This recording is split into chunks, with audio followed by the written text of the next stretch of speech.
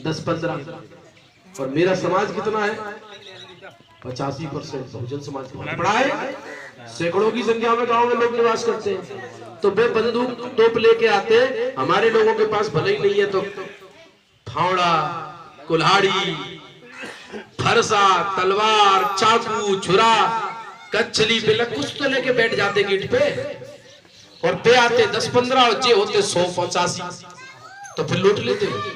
मैं गारंटी दे रहा हूँ सामने से 15 बंदूक वाले आ रहे हो और ज्यादातर सब 500 अगर लाठी लेकर भग पड़े तो बंदूक वाले को पता नहीं चला कहाँ गायब है। वो कहेंगे एक आदमी में बंदूक पर पाएगी तो उन्होंने तो आ जाएंगे और लाठियों से मार डाले। लाठी की मार बहुत बुरी होती है, बंदूक में तो हाल पड़ेगी तो मर जाएगा, बोले लाठी पर तो नहीं कहा पड़ेगी। तो भीड़ को देखकर वो लुटेरे शायद हमारा गांव लूटने से बच जाता, लेकिन कब बचता जब गांव के लोगों को कोई बता देता। कौन बताता? जिसको पता लग गया था। तो ये बात मैं आपको बताने आया हूँ कि इस देश में एक बहुत बड़ी घटना घटने वाली है, और वो घटना घटेगी 24 से 27 के बीच। अगर ये मनवादी लोग दोबारा से बीजेपी वाले मनवादी लोग अगर सत्ता में आते हैं तो आपके बच्चों की जिंदगी बर्बाद होने वाली है। और कैसे होने वाली है वो मैं बात आपको बताकर, एक दर्द जो मेरे मन में पैदा हुआ है, वो 15% मनवादी लोगों ने इस देश की सत्ता और व्यवस्था पर ऐसा कब्जा किया है कि आपकी जिंदगियां बच्चों की बर्बाद कर डाली है। तो वो बात मैं आपको बताने वाला हूं, लेकिन उसी कहानी को पलट कर देखिए। अगर ये दोनों भाइयों ने उन लुटेरों की बात पूरे गांव में आके बताई कि आज रात में सोना नहीं, गांव में लुटेरे आएंगे, गांव लूट लेंगे, और गांव के लोगों ने इनकी बात नहीं मानी और फिर ऊपर के सो गए और फिर गांव लूट गया, अब किसकी जिम्मेदारी? अब गांव वालों की जिम्मेदारी है, क्योंकि उन्होंने बता दी बात और तुमने मजाक में ले ली, बोले हाँ ऐसा कहूं होते। तो आपकी धन धरती और राजपाट लूटा जा चुका है, बचा नहीं है।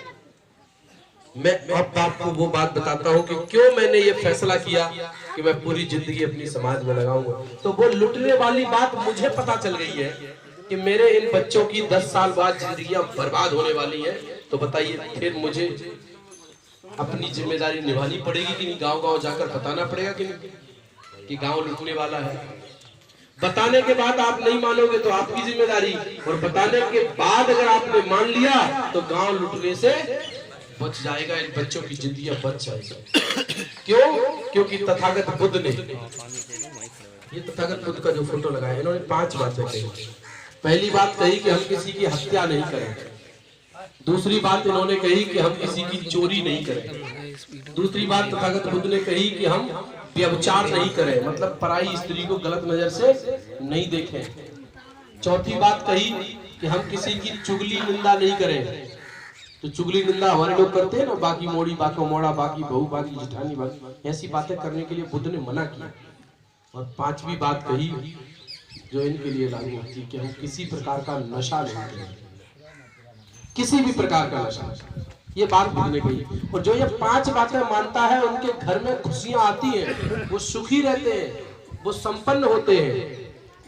लेकिन आज के समय में ये अर्थ युग है, तो शीलवान जीवन होने के बाद भी आपके पास क्या होना चाहिए? पैसा होना चाहिए।